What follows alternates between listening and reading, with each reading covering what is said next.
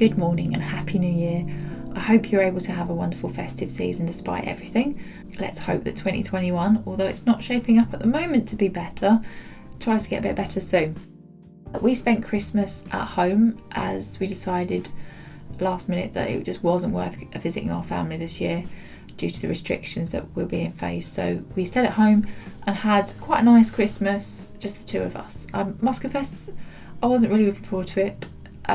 But it was really lovely, and on Christmas Day I made a big veggie roast dinner and we opened up a bottle of Cava, which we have had for about 4 years, I think it is now, and we opened that up on Christmas Day. Ready? Yeah. Wow! It's actually got quite a sweet story attached to it. It marks the first time that myself and Ben ever spoke to each other. We happened to be sat next to each other at a Christmas do because we didn't have significant others to sit with like everybody else. And so we got chatting and found out that we were going to be firm friends from that point onwards. And although it took a fair while before we decided to get together, it marks the first time that we spoke to each other. We actually won it as a part of a competition that was happening on the night, and each person on the table won a bottle of Prosecco or Cava. So yeah, it's got quite a sweet story attached to it, and although we was planning to save it for a big special occasion, I think Christmas 2020 deserved to have that bottle open, and we thoroughly enjoyed it despite neither of us being particularly lovers of alcohol. But yes, it was very nice. And the rest of Christmas Day we spent watching films. We watched Brief Encounter and High Society, which are two of my favourite old films. And after lunch we had a Zoom call with our parents, which was lovely. It's a bit surreal, but lovely nonetheless. Good. Got an orange top on. They've got his bugle on his top. Yeah. So today I've actually popped on here to give you a little run through some of the things that I've finished over the last month or so. I've got quite a few projects, you'll be able to see this one behind me, that I've been tinkering with, mostly in the knitting department. I have done a bit of sewing. The top that I'm wearing is actually something I made recently, so I'll show you that in a second. But I think I'll start with my knitting project, which is right behind me, and that is my Be Thankful cardigan. Now, the last time you would have seen me talk about my knitting and sewing was, I think it was October, and I just started knitting on it. I'd got about 3/4 of the way up to the armhole, and so was knitting forwards and backwards on a circular needle. I managed to make the most of the Christmas period by spending many an afternoon sat in front of the telly watching films and knitting on it. And I must confess, it's been a lovely knit to make. It's so simple, and I love the circular knitting. My favourite thing now. I think I've become a little bit obsessed because it seems so quick and you don't have to do any purl stitches, which I do like purl stitches, but I've noticed on my straight backwards and forwards knitting, if I have to do a purl row, it always seems slightly tighter than my knit row, so I get this corrugated effect, which is a bit annoying. But I suppose it's a personal style, isn't it? It's my own quirk to my knitting. But with the circular needles going round and round, you don't get that, so I quite like that. And I've worn this cardigan quite a bit since I finished it. I finished it in the middle between Christmas and New Year's, and it is very cosy and warm. It was knitted from a Starcraft yarn, which I only had 5 balls of, and the failings of this cardigan are due to the fact that my yarn that I chose, the Starcraft yarn, being 100% acrylic, it doesn't hold itself in the same way as the wool used in the original pattern does, and so it's a little bit more floppy. And so I found that one of the failings of it, apart from the sleeves being a little bit too short because I didn't have enough yarn, is that the ribbing on the front part curls in if I don't wear it buttoned up. I might try reblocking it to see if that makes a difference, because it could do, but ideally I'd want to get a bit of heat on it to try and flatten it out, but because it's acrylic I can't really do that safely. I don't think anyway. I might look into it and see if that's a possibility. But I do love this cardigan, and I have worn it tons since I finished it. As I say, the only downside is the sleeves that could have been a bit longer. The bishop sleeves kind of pull up a bit up, so it's not ideal. I would have liked to have been able to knit them a bit longer, but I didn't have the confidence in the remaining amount of yarn that I had to do that. And also there is one small problem that I've created for myself, which was, I'm pretty sure one of the sleeves is shorter than the other. I only noticed it when I came to blocking it, and I'm sure I needed the same amount of rows in the main part before you get to the billowy bit at the end and the shaping for the cuff. But it appears I haven't. I've blocked it and they're kind of the same length now. But yeah, I can notice it's ever so slightly pulls back a little bit further than the other, which is really quite annoying. But that's my fault, not the patterns. And other than that, I love it, I really do. So much so that with the wool that I've got in a different shade in the same Aran wool, it's a denim blue style craft yarn. I've already cast on and knitted the rib of another version for this. I made the rib a little thicker this time, hoping that might combat some of the roll. So I'm going to slowly work on this. I'm not in such a rush for a cardigan now, so I'm going to crack on with this over the next few weeks and see where I get to. But I do have 6 balls of this yarn, so I should definitely be able to make the amends that I want to make to the sleeves, so they're just that little bit longer, so they don't pull back so much. I am knitting the same size as I've knitted before, which I'm kind of debating if that was a good idea or not. I am still at the point where I could easily rip that back and I've not wasted too much time and knit a slightly smaller bust size. But I'm still debating that. I'm going to have a think about that tonight and decide what to do. Yeah, hopefully I can make a decision soon, because that would be nice to keep on with that. It's a nice easy project to keep knitting on. So that's my first work in progress for 2021. So we also managed to finish over Christmas another project that I've been sitting on for a while, and that was my 2 little baby Yodas, or baby Grogu as we now know him, that I'd started in May after I'd finished the baby Yoda that I'd made for my friend Steve at work. I decided to knit one for myself and one for my brother, and I knitted them up but hadn't joined them together or stuffed them or finished them basically. So I did that over Christmas and I spent a few hours watching TV whilst I finished off baby Yoda, and I think he's very, very cute. I actually adore how the 2 of them look together. It's very sweet. The pattern is by Konan, and I've actually put the amends that I made to make him a little bit different to the original pattern on my blog, so I'll link that below. Basically, due to the fact that the yarn that I bought, although being Aran, wasn't as thick as the yarn that the pattern required, I had to make a few amendments to make him look as cute as the original one in the pattern.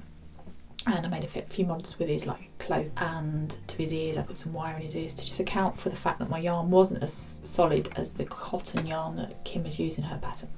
So there you go, 2 baby Yodas. One will be winging its way to my brother when I finally am allowed to leave the county and take it to him, but I'm very happy with those. I'm very glad to finally finish them, and one of these little blighters is going to be sat up on my shelf from now going forward, so you'll see a lot of him, I hope. So the other project that I'm currently working on is this sock. It's the same pattern that I've used before, which is the Hermione Everyday Sock pattern.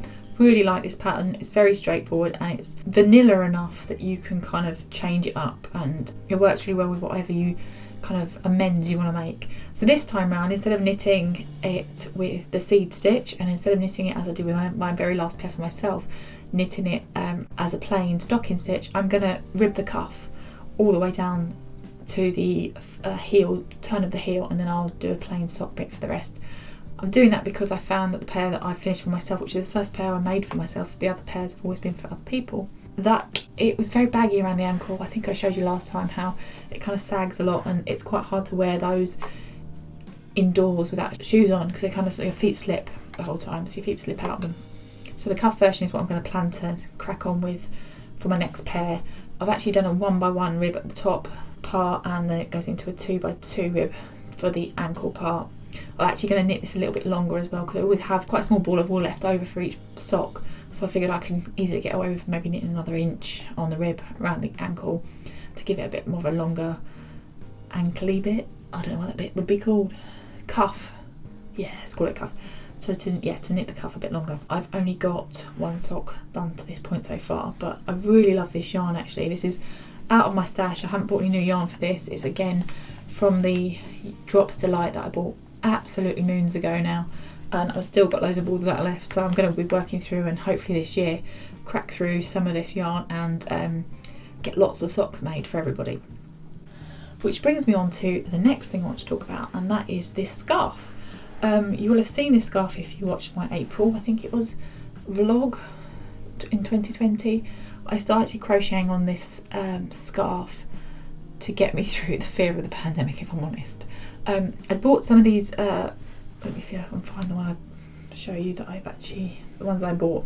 I bought a whole job lot of granny squares off of eBay because I planned to make a waistcoat. I made the waistcoat. Hello, future Wendy here.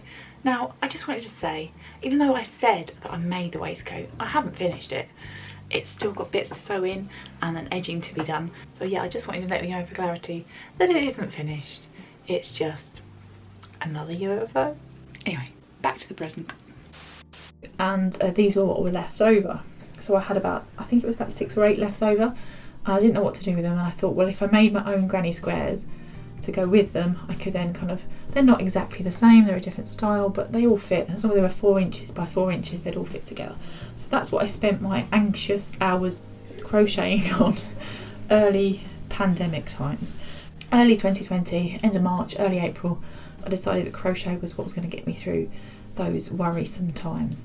The crochet is by no means a skill that I really have. I can barely crochet. I can't crochet an even line to save my life. Backwards and forwards crochet is the first time I've ever done that on the ends of this here. It's come out alright. It's not straight, it is wibbly wobbly, but I really love this scarf, and it has been a saviour to me in the house when we've been stuck indoors. So it's very cheerful, and it's certainly warm, and it's kept me nice and snuggly and cosy, and it's nice enough to wear indoors that you just don't feel like you're wearing your outside clothes too much, and it's nice to wear outside because you feel like you're bringing colour to the greyness of this winter. So with the fact that this was kind of a scrap buster, a stash buster in mind, 2021 is the year that I want to really start focusing on getting rid of some of my yarn. I've got so much of it, as you'll see up on my shelves there, that I'm going to spend the rest of this afternoon, once I've finished speaking to you, sorting through the balls of it and trying to pick some projects that I can make with what I've got. I don't expect that all these projects will turn out. I don't expect that I won't change my mind later down in the line, which is basically why I have so much yarn, because I've bought it for a project, forgotten what that project is, or fell out of love with that project, and so it's just sat on my shelf. And it feels wasteful to keep it sitting there and not be using it. And if I really can't think of a project that I can use for it, or that I'm so in love that I really want to make and will definitely wear, then I'm just going to sell it. So over Christmas I found a fabulous YouTube channel called The Crimson Stitchery. I'd been following Anushka on Instagram for quite a while actually, and I kind of decided to spend a bit of time watching a YouTube channel, and I found a wonderful video called A Stashless 2020, I think it was, on my Stashless year. Started about this time last year, and she was talking about her plans and how she wanted to shop her own stash for her next projects and things like that, and how she hoped that it would be a beneficial thing for her and her budget, if nothing else. And so, I mean, I have been gradually doing that myself. Over the last year or so, I haven't really bought any new yarn. The only new yarn I bought was for my baby Yodas, because I didn't have anything near that colour or consistency or thickness, so I had to buy new yarn for that. So yeah, I thought this was a really, really great idea, and it kind of chimed with the year that I'd already had, which was very much based on, and pretty much since I started this YouTube channel, I've tried to shop my stash as best I can. I have a real hatred of having too many things, and my, moving around as much as I have over the last few years has made me realise how much stuff I have and how much of it I don't really need, or perhaps don't have such a fond attachment to as I did before when I bought it. The idea is that, again, going forward into 2021, I'm going to focus more on getting through that stash. As I say, I'm going to sit downstairs today and sort through that, work out some projects for things, and also with my tiny balls of yarn, which I want to make more granny squares. I've decided that I love this scarf so much that I'd like to make another one, a slightly bigger one, slightly wider one, and I'd also like to make one for my mum. I think she'd like it. So there's plenty of yarn in there that I can be gradually chipping away through and take my time and crochet up some odds and sods and get rid of some of the things that I've been keeping because I can't bear to part with them, because I don't want to waste. I hate waste, and unfortunately that just means I hoard things. I'm really quite excited to get cracking on getting through that wall up there, which I will show you, and making some plans and trying to figure out why I bought certain things. I genuinely don't know why I bought certain things. I'm going to move on now and talk about my sewing projects, and I have to take my scarf off to show you this. So in December I decided I wanted to get on with a bit more sewing, and I decided to finally make up the Pauloa turtleneck top by Named Patterns, which is what I am wearing today. I've had this pattern for absolutely ages. I've been meaning to make it for at least 2 years, I think, and I'm really glad that I finally got around to doing it. It was very simple to make up. I did it all on the overlock apart from the hems, and it was really quick and easy, and is very snuggly and warm. I decided, rather than to taper in the sides as the pattern shows, I decided to make it straight so that I can tuck it in a bit better into trousers and stuff, so that I can wear it for work. And I've worn it absolutely loads since I finished it, and I'm very keen to make another one. I think I might just have enough fabric left from the 2 meters that I had for this, so fingers crossed I'm going to give that a go and see if I can get another one out of there. Also in December I made the decision that I didn't want to sit down sewing anymore. Partly this was due to the fact that I sit down a lot at work. I sit down the minute I knit, I sit down to watch TV, I sit down to do my computing work at home. I sit down quite a bit. So in December I moved my room around so that I can facilitate myself standing up sewing. So before I do any sewing this afternoon, I am going to do a little bit of rearranging. Now I know I show you quite a lot of me tidying up and then it looks just as messy as it did before. So I do realise the irony in that. But I am planning to do my sewing from now on and my overlocking stood up, because I sit down all day. But I thought sewing might be one of the things that I could do standing up. So I'd have to rearrange a few bits, which I'm going to show you to see if this will work. So fingers crossed this isn't a waste of my time. But yeah, so I'm going to show you what I'm going to change to try and make that possibility. Now, please excuse the mess though. Okay, so this is where I want to put my sewing machine on top of. It's not going to be high enough as that stands, because if you see, it's probably about 4 inches higher than my actual desk at the moment, which I have to sit down to use. But there is this other additional unit in the corner here. It was a bit of a bugbear to get in there, but I'm going to try and get that out and pop that on top. So that should then mean, if I lie it in the same pattern as this, that it will fit on there and it will be another 12 inches higher up, which hopefully should be a perfect height to do my sewing with. It'll also mean that I can use those gaps, although they are still filled with stuff, to put the remainder of the fabric that I've got here that needs to go on there somewhere, and perhaps still have a space for all my UFOs, which are still sat in that box. So yeah, I'm planning to move all that, so that means that obviously that unit there, which is housing my sewing machine and overlock, won't anymore, so they'll be on top of there. It may be a problem with my pictures because they're quite low compared to how this is going to be, but it'll be alright, won't it? The mess that's down there, still there. And there's my sewing pattern that I've just cut out and traced, so at worst I'll waste an afternoon and have to put it all back. Right, and the hoover pole needs to disappear. I also need to hoover the floor, but that's another story. So yeah, hopefully this isn't a mad idea.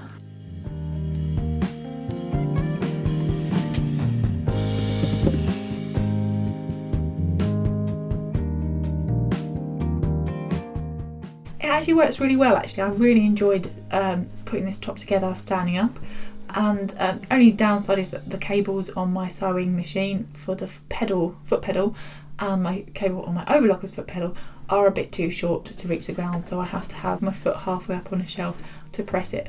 But you know, it's a small thing. I quite enjoyed standing up. Felt like I was in a better position because it was nearer to my eye height. I didn't feel having to lean over it quite so much.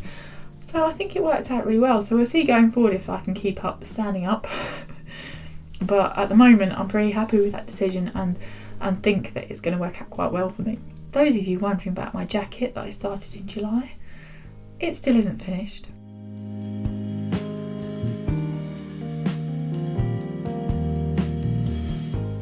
I made a decision in November, I think it was, or maybe it was December, that I wasn't going to wear it at any point soon because we can't leave the house, so there was no rush to get it finished. And as I say, I prioritised my Pauloa turtleneck over that because it was something I can wear pretty much every day if I wanted to, and is much more practical for work and stuff. So it's on hold again.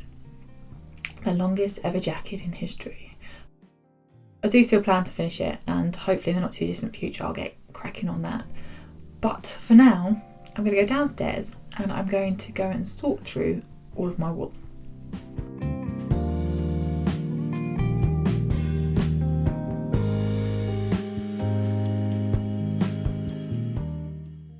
So thank you for watching. I do hope 2021 is going to be a better year for us all.